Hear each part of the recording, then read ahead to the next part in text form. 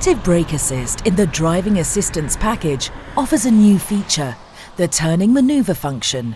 If there is a risk of collision due to oncoming traffic while starting your GLE into a turning manoeuvre, this function can prevent an accident.